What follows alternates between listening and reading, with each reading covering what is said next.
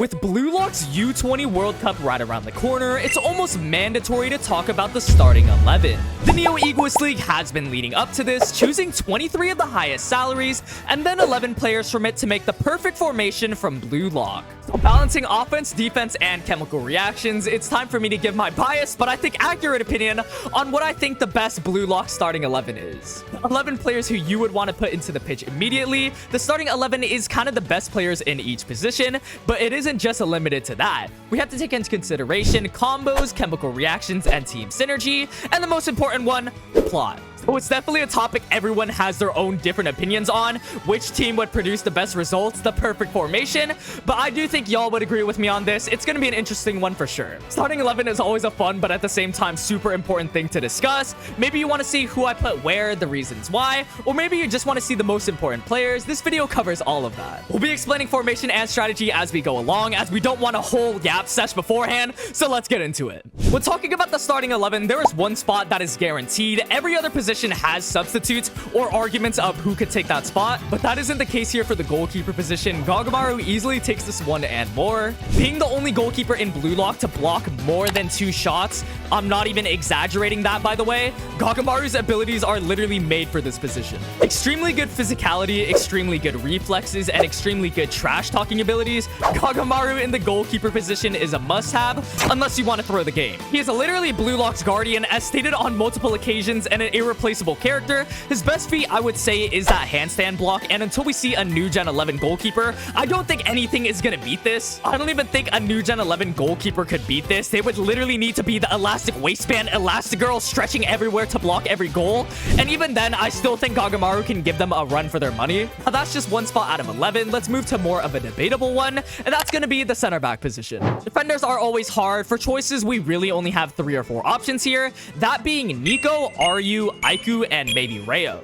I'm not gonna lie, Rayo can contend for every single position. I think it would be a waste to put him in the center back position though, because he doesn't really play it currently, and I feel like I just had to mention him. So Nico, Ryu, and Aiku are the realistic choices. All are part of the Uber's formation. Everyone here is contending for the starting spot, but I'm only gonna be choosing 2 players out of the 3. Let's just get one out of the way though, an obvious one. I'm gonna be putting Aiku as a starter center back, and I'm gonna be putting him on the right side.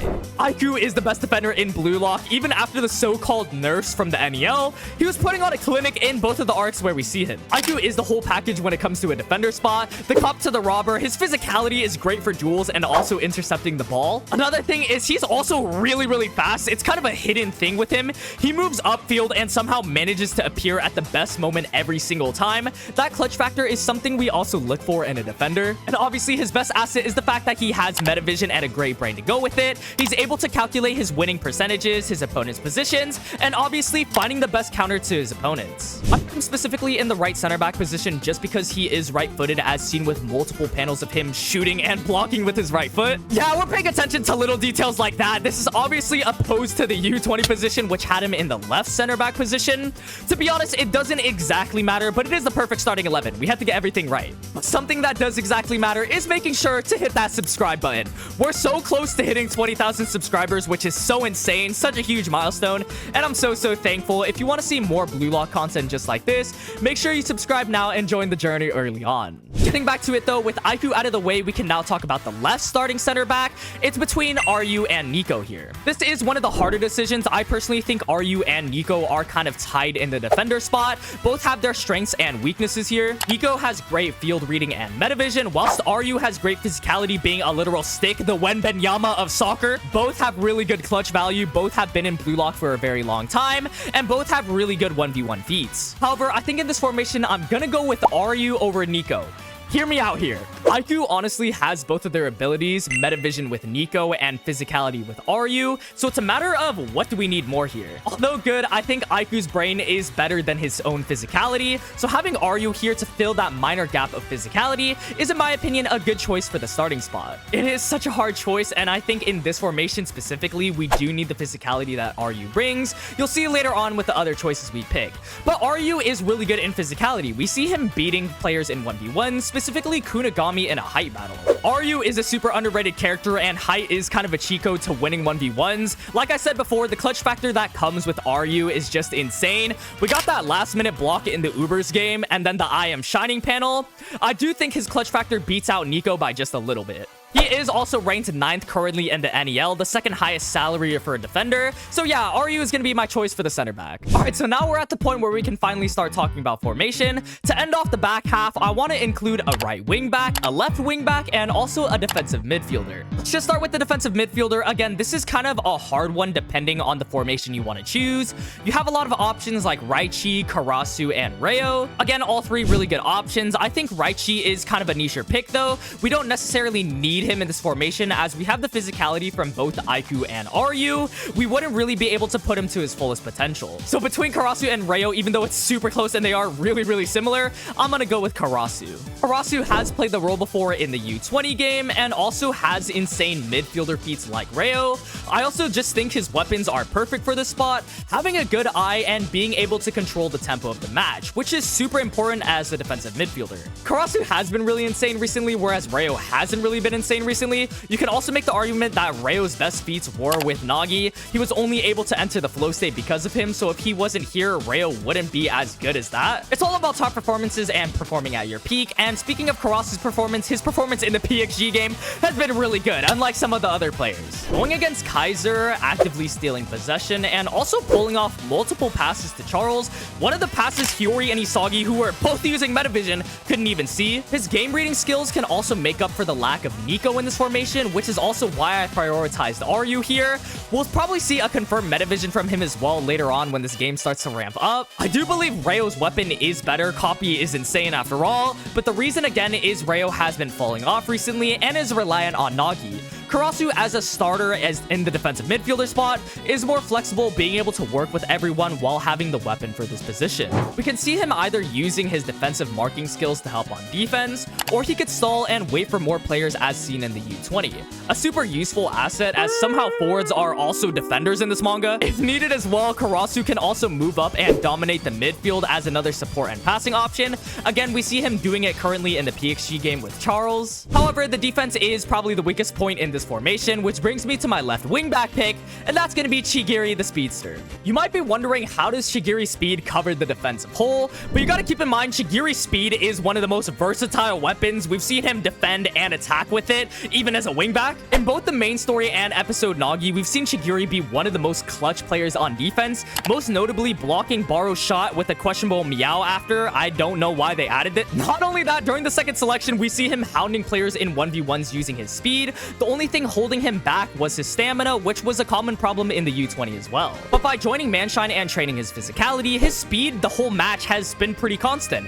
Again, not something explicitly said, but we could see it throughout the Munchen match by looking between the lines. Even though I've been focusing on his defensive feats, Chigiri's offensive feats are just as insane. He is currently the best player in Munchen with 2, maybe even 3 goals, which means he scored a goal in every single match. With 44 Panther Snipe as well, it gives him a golden zone on the left side. We can see him utilize that as another scoring option for BLUELOCK's offensive setup. Chigiri's speed is so versatile and pretty much just fills the defensive holes and also provides an offensive option. I'm not even trying to glaze. Chigiri has been one of the most consistent players throughout the series. If he doesn't get nerfed by his leg, I can definitely see him contending for that #1 spot. And I'm not even joking, he single-handedly is carrying Munchen at the moment. Now, as easy as it was to pick the left wingback spot, there is so many choices for the right side spot. I keep saying this, but it really depends what you want to accomplish with your formation. Specifically in this formation and starting 11, I think the defense is strong enough with the Aiku plus Ryu combo, and then the help of Chigiri and Karasu as well. So for the right wingback spot, I want to pick more of an offensive option, as again, BLUELOCK is known for its offense. Going through the options, we have Yukimiya, we have Corona,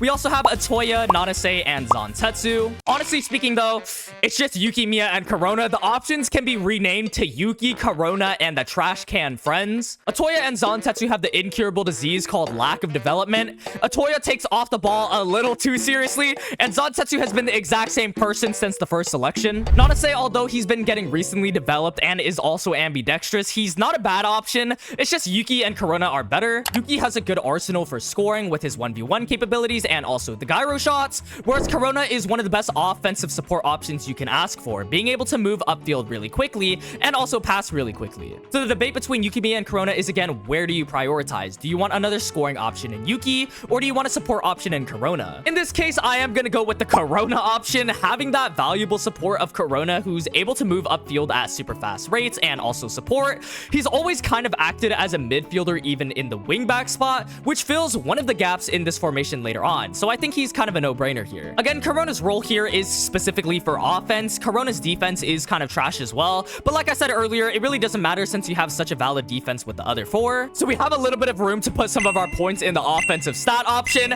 I'm definitely going to choose Corona for that, especially because he provides amazing support for one of our best offensive options later on that we'll talk about. That's pretty much going to make up our bottom half, but to recap a little bit before moving into the upper half, we have Gargamaru as a given in the goalkeeper. That's the free spot in the bingo card. Ryu plus Aiku as our main center backs. This is a combination of both physicality and great field reading. Controversial one, but you have to trust me here. Shigiri on the left helps out with the defense, same with Karasu, while also providing good values in their roles. Shigiri can speed up on the left as another offensive option, while Karasu can provide value passes in the midfield. Lastly, again, Corona is just that perfect offensive support option. Since BLUELOCK is known for its forwards, you want to utilize players that can bring out their top performances, their best plays, which brings me to my philosophy for this formation, and that's going to be top performances. It's what we've been seeing from the NEL and specifically the PXG game, and will be super important for BLUELOCK in general moving forward. Top performances is going to be so important and is why I'm prioritizing it so much. I kind of wanted every character here to be able to cover each other's weaknesses,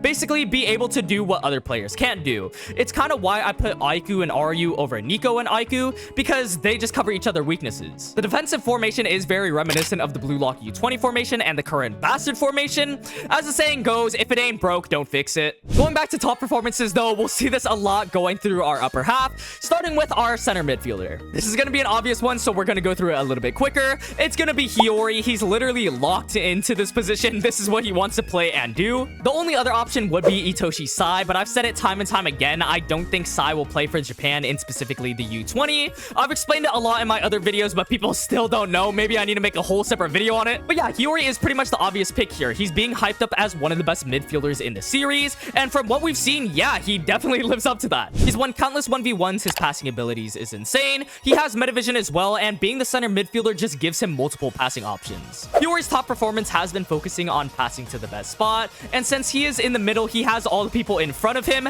ready to react to and take advantage of his passes. In this formation, Hiyori is kind of the only midfielder, but let's be honest though, the midfield doesn't even exist. Somehow everyone is everywhere at any time, but Hiyori is kind of the signature passer with that game reading skills you just need in the midfielder position. But to kind of fill that gap of a lack of a midfielder, we have Bachira at our right winger position. Bachira easily makes the starting spot here, having both an absolute weapon, a lot of flexibility with passes, which is why I say he fills a little bit of that missing midfielder spot kind of perfectly. Having dribbling as his absolute weapon, Bachira is damn near born for the winger position.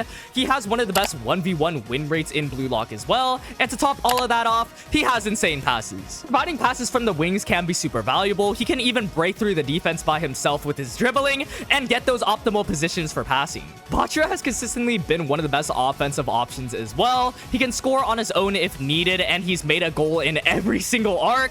That consistency, I think, deserves a starting spot. We'll talk more about Bachira later on, but let's move to the opposite side at the left winger spot. This position is, again, one of those opinionated spots. No matter what literally anyone thinks, you're bound to get some boos and tomatoes thrown at you for your opinion, because this is literally the most stacked position of all time. You have Barou, you have Shido, you have Nagi. Arguably, all of them fit well in this position, and all of them deserve this spot. You have Barou, who's been dominating the NEL with the most goals scored at 7. Shido, an insane goal scorer who literally makes impossible shots possible, unlike one guy who says a similar thing. And then you have Nagi, who has been recently falling off, but Nagi's trapping is still one of the best absolute weapons. There's no denying that. But in this formation, it doesn't have Rayo. Nagi's peak or top performance relies on him, and even that right now, his top performance is in shambles. Again, the goal in this formation is get as many top performances as possible, so taking that in mind between Shido and Barou, who can combine top performances the most at the left winger spot, I'm gonna go ahead and say it. I'm gonna put Barou here.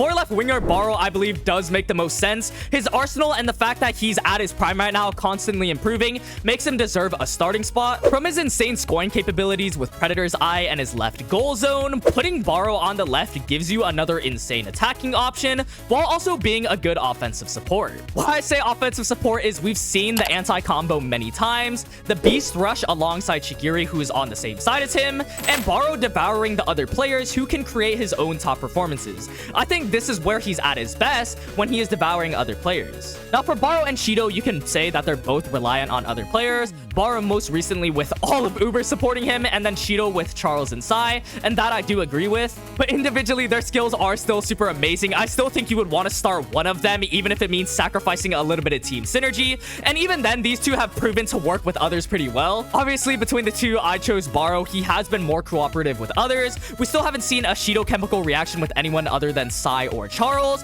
who are not in this formation, and he still hasn't worked with Rin in the PXG game. Again, the whole point here is bringing out everyone's top performance, and barou's top performance is always brought out with our center forward Isagi Yoichi.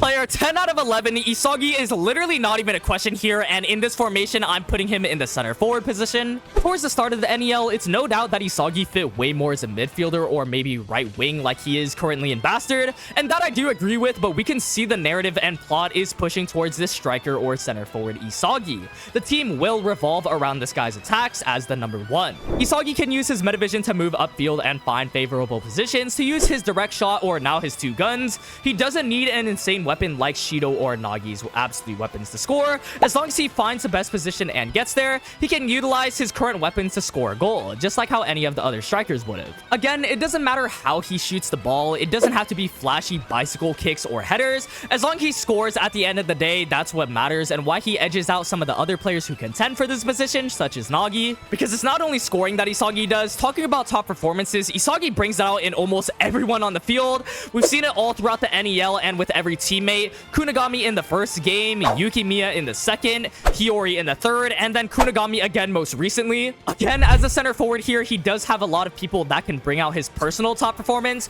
Hiyori in the midfield, Corona in the right wing back, and then the golden duo of Bachira and Isagi. This formation really highlights Isagi's abilities, and for a good reason. It's been very hinted at that he'll be the number one player at the end of the NEL, so it just makes sense to build a formation around the number one, just like how the U20 did with Rin. Plot-wise, and also because of his abilities, I do believe he'll be the one leading Japan to victory, so it makes sense that he's here at our center forward position. For the final spot, you might be wondering who it is, what position I want to add, what does the player add to the team, what are we missing? Okay, I honestly wanted to hype this spot up, but it's literally damn near obvious. I can't make it a surprise or anything. Of course, it's gonna be Isagi's partner in crime, Itoshi Rin.